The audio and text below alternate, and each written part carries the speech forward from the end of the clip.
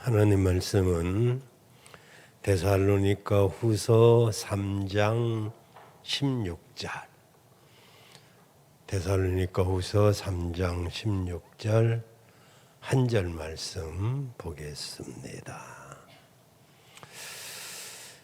평강의 주께서 친히 때마다 일마다 너희에게 평강을 주시기를 원하노라. 주는 너희 모든 사랑과 함께 하실지어다. 아멘. 아주 오래전 주일학교 연합회에서 그림 그리기 대회가 있었습니다. 그날 그림의 주제는 평안이었습니다.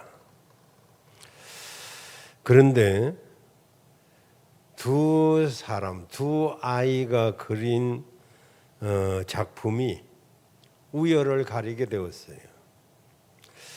그 한 아이의 그림은 아주 뛰어났는데 그 내용은 아주 조용한 농촌 마을의 풍경과 함께 새 한 마리가 논두렁에서 먹이를 먹고 있는 아주 고즈넉한 농촌의 풍경 그림이었고, 다른 한 그림은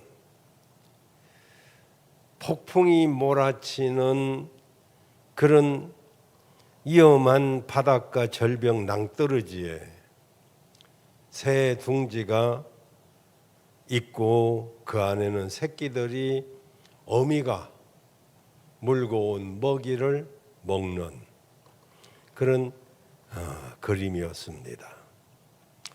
이 두 그림이 너무 훌륭해 가지고 우열을 가리기가 어려웠는데 결국 두 번째 그림이 1등을 차지하게 되었습니다. 성도가 누리는 평안은 환난이 없는 평안이 아니고 환난이 있는 가운데서도 누릴 수 있는 평안이기 때문에 마치 폭풍이 몰아치는 그 위험한 바닷가 절벽이지만 그래도 어미의 품 안에 있는 새들이 정말 행복하게 먹이를 받아 먹는 것처럼 주품에 있는 우리들이 폭풍 가운데 있을지라도 주님 주시는 평안이 우리에게 충만한 줄로 믿습니다. 여러분 모두가 평강의 복이 있기를 바랍니다. 지금 많은 사람들이 우리 권사님 기도한 대로 불안과 염려, 두려움들이 있습니다. 이 코로나 시대를 살면서 많은 사람들이 마음의 평안을 잃고 불안해하는 것을 보게 됩니다. 운동하는데도 마스크를 써야 되고 마스크를 벗으면 혹시 몰라가지고 깜빡 벗고 있는 사람은 막 이 사람 저 사람이 삿대질을 하면서 마스크 쓰라고 야단을 치고, 목욕탕에 가도 탕 속에서도 마스크를 쓰고 앉아가지고 마스크에 또 젖어가지고 숨쉬기도 힘들고, 그 확진자 하나가 목욕탕에 생겼는데 마치 막 사람들이 무슨 벌레를 본 것처럼 무슨 전과자라도 만난 것처럼 그러니까 막 이 사람이 미치려고 그래. 내가 가까이 가서 어떻게 코로나를 이겼냐 그랬더니 4일 쉬니까 아무렇지도 않았대요. 근데 가장 힘든 게 뭐냐 물었더니 사람들 시선이래. 사람들 시선. 어쨌든 저도 별로 겁을 안 내는 편이라 그래서 그런지 몰라도 어디든지 잘 다니고 먹고 이렇게 또 사람들 만나고 하지만 가만히 생각하면 어디서 확진자가 하나 다녀갔다 하면 나 조사받아야 되지. 그리고 교회 예배 못 드리게 될 수도 있지. 뭐 이러니까 굉장히 뭐 그걸 생각하니까 이제 그제서야 불안하기 시작하더라고요.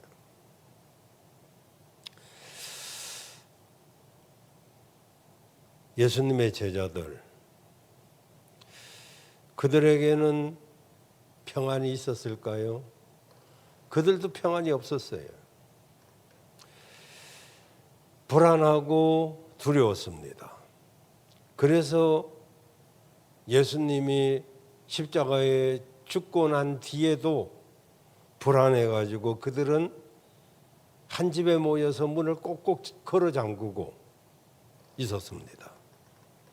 그런데 사흘째 되던 날 부활하신 주님께서 제자들을 찾아오셔서 제일 먼저 하신 말씀이 너희에게 평강이 있을지어다. 주님은 평강의 주님이신 줄로 믿습니다. 이렇게 주님은 주님을 믿는 자들이 평강하기를 원해요. 평강은 뭐냐 하면은 평안하고 건강한 걸 말해요. 걱정이나 어떤 탈이 없는 것을 뜻하기도 합니다. 그래서 이것을 글로 표현하면 샬롬입니다. 그래서 이스라엘 사람들은 제가 전에도 말씀을 드렸지만 샬롬하고 인사하면 택시비 기사가 택시비를 안 받을 만큼 좋아하는 그런 인사가 샬롬입니다.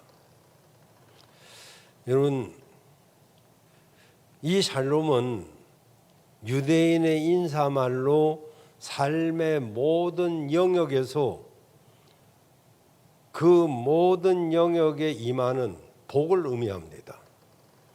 그러니까 결혼하는 사람에게 샬롬하면, 우리 이진석 전도사 샬롬하면 결혼해서 행복하게 잘 살아라 이런 뜻이에요.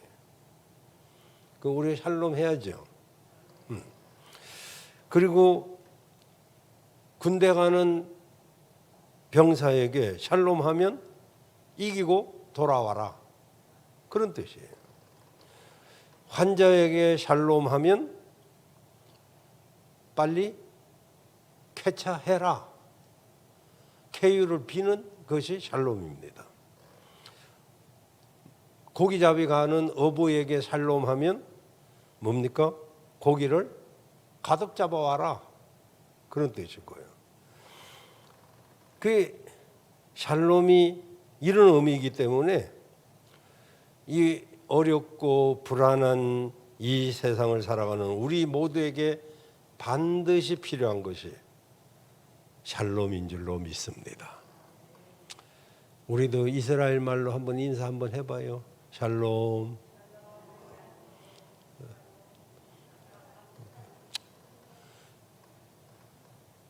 거기 왜 거기서는 아니야? 둘이 한번 샬롬 해봐. 살롬이 돼야지 죽일 놈이 돼서 여기서 살롬. 어쨌든 그 오늘 본문을 보세요. 오늘 본문은 하나님이 우리에게 샬롬을 주신다고 그랬어요.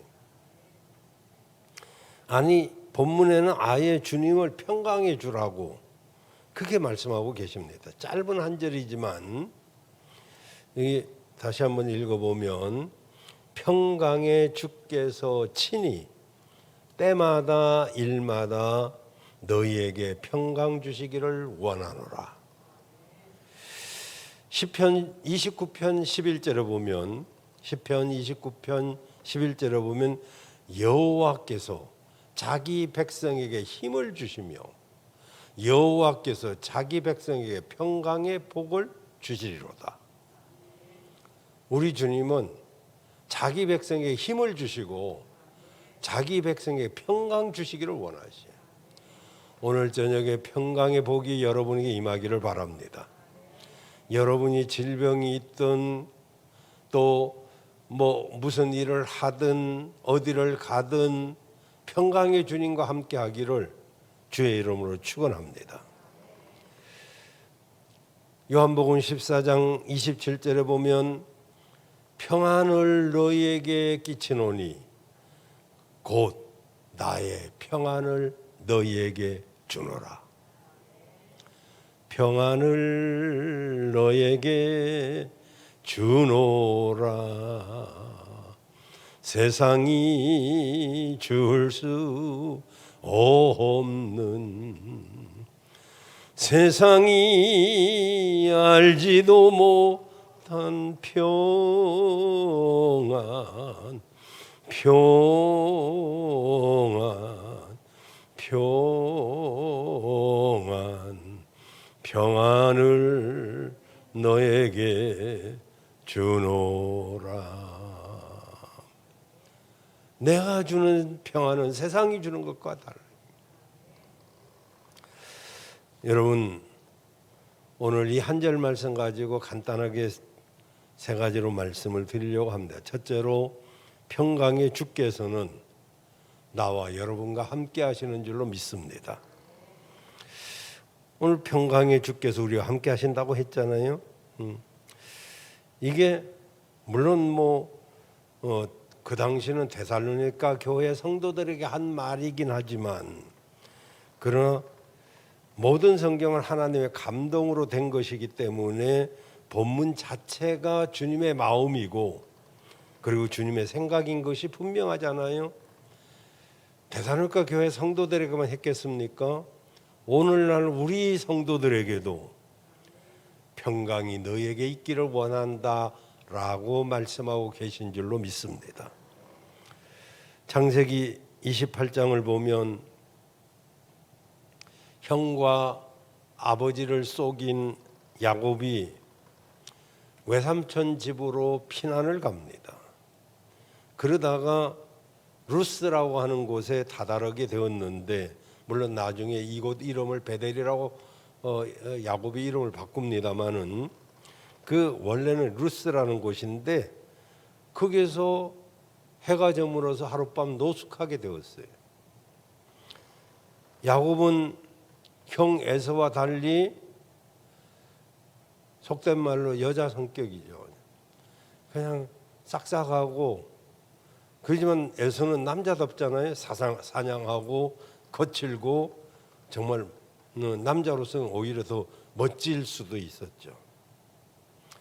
이렇게 집에서나 그냥 왔다 갔다 하고 엄마 비유나 맞추고 그렇게 그런 야곱이, 지금은 그렇지 않지만 그 당시 그 땅은 늑대도 나타나고 사자도 나타나던 곳입니다.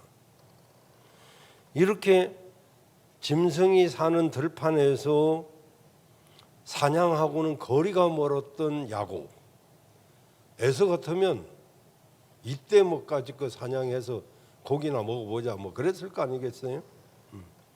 그 야곱이 들판에서 혼자 그 밤을 지낸다고 한번 생각해 보세요. 담대한 남자도 사실 혼자 캄캄한 밤에 아무도 없는 그런 들녘에서 하룻밤을 지낸다고 생각하면, 더군다나 혹시라도 형이 쫓아올까 봐, 또 가야 할 곳을 생각하면 너무너무 멀고, 이러니 얼마나 걱정이 많았겠어요. 얼마나 두렵고 얼마나 겁이 났을까요? 그런데 외로움과 두려움에 지쳐서 잠이 들었던 야곱에게 하나님이 찾아오십니다. 그리고 하나님께서 그에게 말씀해 주시는데, 네가 누워있는 이 땅을 너와 내 자손에게 주겠다고 하십니다. 그리고 땅의 모든 족속이 너와 내 자손으로 인하여 복을 받을 것이라고 하십니다. 또 말씀하시기를, 창세기 28장 13절 15절인 말씀인데, 또 내가 너와 함께 있어서 네가 어디로 가든지 너를 지키고 너를 이끌어서 이 땅으로 돌아오게 하겠다고 말씀하고 계십니다. 그리고 마지막으로 지금 이 말씀하신 것을 다 이루기까지 너를 떠나지 아니하리라고 말씀하십니다. 얼마나 사실 우리가 그냥 남의 이야기니까 이렇게 남의 이야기처럼 듣지, 여러분이 혼자 아무도 없는데 지금 멀리서는 짐승의 울음소리도 들리고 캄캄하고 집도 절도 없고 형이 쫓아올 줄도 모르고 갈 곳은 아직도 말로 다 할 수 없는, 걸어서 가야 되잖아요. 무슨 뭐 차가 있어요, 뭐 말이 있어요, 뭐 없잖아요. 그런 자기 신세가 얼마나 처량하고 얼마나 참 딱하겠어요. 그런 야곱에게 하나님이 이렇게 말씀하실 때 얼마나 눈물 날까요? 정말로 얼마나 기쁜 말씀일까요? 두려움이 가득한 야곱에게 하나님은 나는 너의 할아버지 아브라함의 하나님이요 너의 아비 이삭의 하나님이라고 말씀을 해주십니다. 듣기만 해도 야곱 눈물 나지 않았겠어요? 야곱은 어려서부터 아브라함 손에 자라났을 수 있어요. 왜냐하면 이삭은 60살에 야곱을 낳습니다. 그리고 아브라함은 이삭을 100세에 낳았어요. 그리고 175세를 살았어요. 그러면 적어도 15년간은 아브라함 밑에서 컸어요. 그때나 지금이나 할아버지 할머니들은 누굴 제일 좋아할까요? 두말할 것 없이 손자예요. 아들보다, 아들 때는 뭐 뭣도 모르고 키웠고 뭐 아들이 더 듬직할 수는 있겠지만은 그냥 운동하는 데서도 보면 여자들 거의 뭔 이야기 하는가 이렇게 들어보면 다 자기 손자들 이야기하고 앉았어. 남의 말 안 들어요. 저쪽 사람이 뭐 우리 손자가 어쩌고 저쩌고 뭐 우리 손자는 어제 왔고 뭐 어쩌고, 아이고, 그 이야기를 듣다 보면 그 집 손자들은 전부 천재들이에요. 천재들. 우리 뭐 그냥 지나가는 이야기로 듣고 이제 그냥 지나가지 뭐 그냥 어떻게 하면 전도나 해볼까 하고 이제 끼웃거리긴 하지만 보세요. 자, 100세에 낳은 아들 얼마나 귀한지 뭐 상상할 수 있죠. 그리고 또 이삭도 60살에 낳았단 말이에요. 그러면 160살, 지금 아브라함 160살 됐죠. 그 175살에 죽었으니까 15년은 아브라함하고 같이 살았단 말이에요. 그러니 얼마나 또 이 야곱이 또 여성스러워 가지고 비율을 싹싹하게 잘 맞추는지. 에서는 사냥이나 하러 집 나가서 돌아다니고 그러니까 뭐 그래서 이 할아버지가 얼마나 귀여워했을까요? 그 할아버지의 하나님이다. 나 너희 아버지의 하나님이다. 너의 하나님이다. 그래서 우리가 아브라함의 하나님, 이삭의 하나님, 야곱의 하나님 이 말을 하는 것은 살아계신 하나님을 말하는 거예요. 그렇게 계속 살아 계시다 이거죠. 한때 하나님이 아니셔요. 근데 그 하나님이 내가 너와 함께 있어서 어디로 가든지 너를 지키며 너를 이끌어서 이 땅으로 다시 돌아오게 하마 라고 하시는 것이죠. 이 말을 듣는 순간 야곱에게는 걱정과 근심이 사라지고, 그리고 하나님이 주시는 말씀을 통해서 염려 걱정이 사라지고 평안이 그에게 임하게 된 줄로 믿습니다. 하나님 만난 사람들의 공통적인 점이 뭘까요? 평안해지는 거예요. 평안해지는 거. 우리가 기도하면서 응답을 가장 확실하게 받을 수 있는 게 뭡니까? 평안이에요. 자꾸 사람들이 기로 응답 들으려고 하는데 이 기로 듣는 것은 100% 잘못되기가 쉬워요. 어떤 문제를 놓고 기도하면 마음이 평안해져야 돼요. 마음이 불안해지면 그건 응답이 아니에요. 그러니까 하나님을 만난 사람은 제일 먼저 뭘 체험하느냐? 마음의 평안을 체험하는 거죠. 어떤 일이 있어도 걱정이 사람이니까 걱정이 한순간은 있겠죠. 그러지만은 그래서 우리가 함께 살펴본 야곱도 아브라함도 다윗도 베드로도 요한도 바울도 다 마찬가지. 우리도 마찬가지고 주님을 만나면 마음이 평안해지는 줄로 믿습니다. 오늘 그 주님이 이렇게 말씀하십니다. 두려워하지 말라. 내가 너와 함께하리라. 놀라지 말라. 나는 너의 하나님이 됨이니라. 내가 너를 굳세게 하리라. 이사야 41장 10절 말씀이에요. 참으로 너를 도와주리라. 참으로 나의 의로운 오른손으로 너를 붙들리라. 우리 주님이 이 이사야 41장 10절만 우리가 암송하고 그 말씀만 붙잡아도요 힘이 나죠. 힘들고 어려울 때 저 말씀이 딱 생각나야죠. 두려워하지 말라. 내가 너와 함께 하겠다. 놀라지 마. 내가 너의 하나님이야. 내가 너를 굳세게 하리라. 참으로 너를 도와주리라. 참으로 나의 의로운 손으로 너를 붙들리라. 이 말씀이 여러분 말씀이 되시기를 바랍니다. 두 번째는 우리에게 평강을 때마다 주시겠다고 말해요. 오늘 이게 짧은 구절 하나지만은 이게 16절에 뭐라고 그럽니까? 평강의 주께서 때마다는 뭡니까? 그때마다. 근데 이게 잠시 잠깐이 아니고 계속적으로 그런 뜻입니다. 계속적으로. 그러니까 지금 잠깐 평강을 주겠다는 것이 아니고 그때마다 그리고 계속적으로 지속적으로 나와 여러분에게 우리의 생명이 다하는 날까지 하나님 우리에게 평강을 주실 줄로 믿습니다. 우리 모두가 경험하지만은 우리가 살다 보면 평안한 날이 있습니다. 그런데 그것이 계속 되던가요? 불과 얼마 안 가서 어떤 때는 몇 시간도 안 가고 몇 분도 안 갈 때도 있어요. 그래서 성경은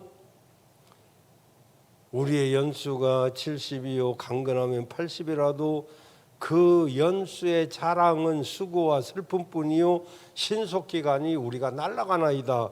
시편 90편 10절 그렇게 말하죠. 우리 인생이 막 날아가는 것처럼 지나가 버려요. 아유, 왜 저리 빠르대요?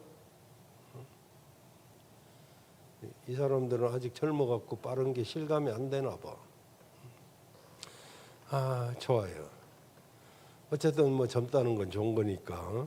근데 우리 삶에는요, 저기 보세요. 우리가 자랑할 게 가끔 뭐 고생하고 슬펐던 그런 것들이 추억이 되고 그게 뭐 추억이니까 이제 뭐 좋게 생각은 들지만은 사실 보면 전화 왔나 봐요. 나 전화 오면 겁나. 누가 병원에 입원해. 요새는 가보도 못해요. 또 뭐 오라고도 안 하고 갈 생각도 사실 없어요. 왜냐면 괜히 큰일 나. 그 뭐 가고 싶어도 못 가. 그게 전화 오면 겁이 나요.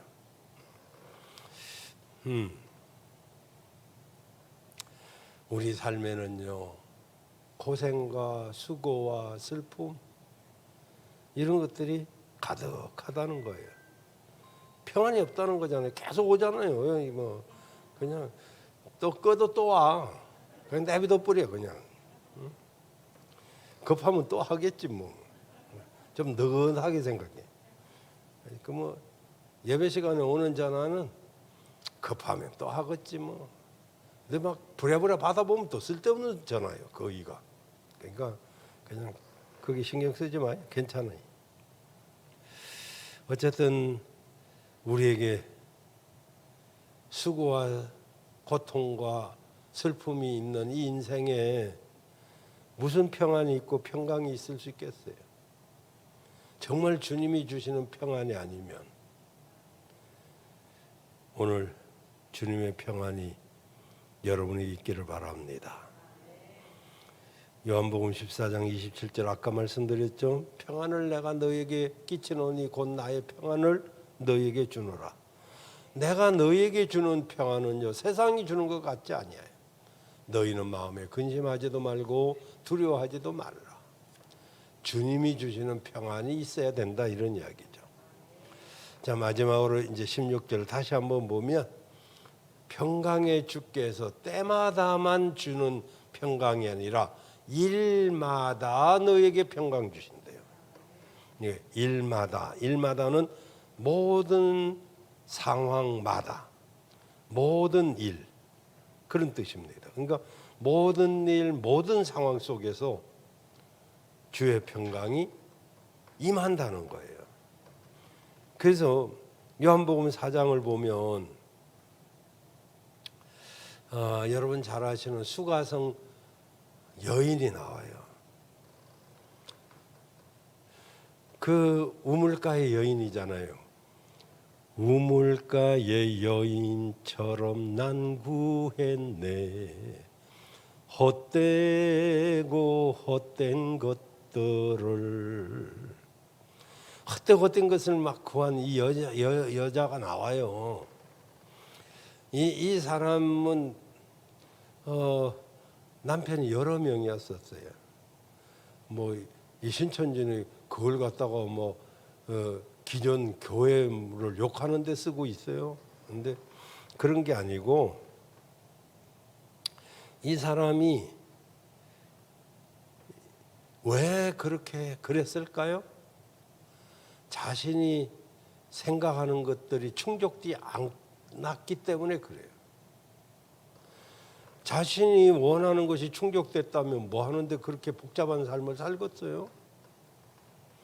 그래서 이제 제가 우스갯소리도 했습니다마는 이 사람이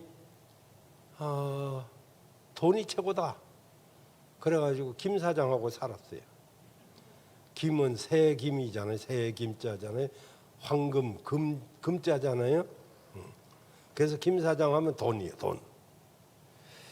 근데 이게 돈 있으면 행복할 줄 아는데 돈도 안 줘. 이게 또 얼마나 자린고비인지. 말만 김 사장이지. 그래서 이건 아닌가 보다 해갖고 이제는 권 장관하고 살았어요. 권은 권세 있죠. 권세 있는 권세. 처음엔 좋았어요. 근데 줄 잘못 썼다가 호되게 당했네. 이것도 아닌가 보다 해가지고 명박사, 명예하고 명예를 추구하며 살았어요. 근데 그 명예가 얼마나 가요? 이번에는 심항우, 건강의 대표인 항우 장사하고 살아봤더니 이건 뭐 그냥 자기를 한 손에 집어가지고 던져버리는데 하여튼 싸움 나면 맞아 죽게 생겼어요. 그래서 이제 오자상하고 살아봤어요. 이 사람이 얼마나 자상한지 난 자상한 사람하고 살고 싶어. 그래가지고 오자상하고 살았는데 이게 뭐 하여튼 자유가 없어. 모든 것을 간섭하고 너무 자상해가지고 이거 다 내가 꾸민 거 이거 성경에 없는 이야기예요. 이거는 괜히 또 우리 목사님이 그러는데 뭐 김 사장 뭐 권장만 뭐 이러면 골치 아파요. 예.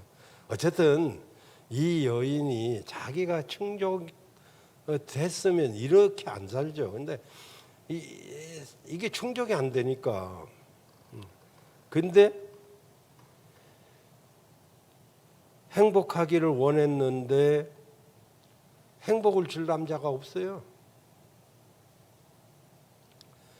명예도 권세도 돈도 자상함도 자기를 완전하게 충족시키는 사람은 아무도 없어요. 그래서 꿈을 쫓아 살다 와 보니까 이렇게 됐더란 말이죠. 언젠가 정신을 차리고 보니까. 근데 이게 뭘 말할까요? 어떻게 보면 모든 사람이 다 수가성 여인과 같아요. 죄송합니다. 그만큼 우리가 이런 거 저런 걸 추구하면 거기에 뭐가 있을 것이라고 생각하는데 그것이 주는 것들이 다 한계가 있더라 이런 이야기예요. 뭐 나쁜 이야기가 아닙니다. 그래서 돈도 우리에게 전부가 아니었고 권세도 전부가 아니었고 건강도 사실은 중요하지만 전부가 아니고 그래서 우물가의 여인처럼 나도 구했어요. 근데 알고 보니까 헛되고 헛된 것들이었죠. 헛되고 헛된 것들. 이런 어거스틴은 그런 말을 했어요. 내가 주의 품에 안기기 전까지는 진정한 평안이 없었다고. 주님을 알기 전까지는 진정한 평안이 한 번도 없었대요. 그는 행복을 찾아서 방황도 해보고 하나님 말고 다른 엉뚱한 신들 다 찾아봤지만은 다 헛것이었다. 그렇게 말해요. 그런데 이 사실을 어거스틴보다 더 빨리 깨달은 사람도 있어요. 누구냐 하면 솔로몬입니다. 여러분, 솔로몬은 이 땅에 누릴 수 있는 걸 다 누린 사람이에요. 솔로몬은 자기가 즐거워하는 것을 다 해본 사람이에요. 솔로몬은 일단 여인이 1000명이 넘습니다. 명예, 물질, 권세 무엇 하나 부족함이 없는 사람. 그럼 그가 행복했을까요? 평안했을까요? 전도서 2장 11절에 보면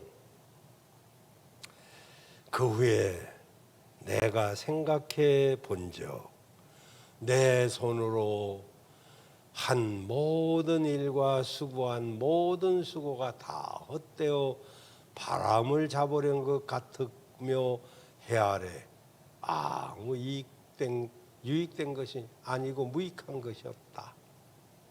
이게 솔로몬이 딱 결론 내린 거예요. 그 후에 내가 생각해 봤어요.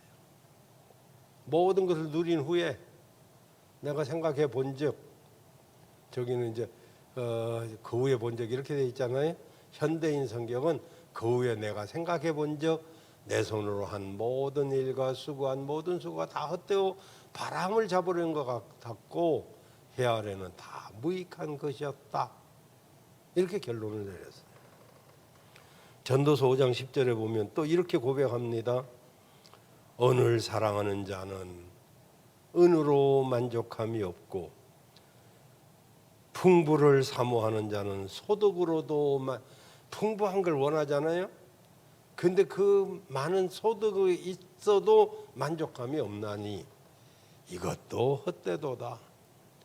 그러니까 뭐 금, 은을 사랑해도 그걸로 만족감이 없고요.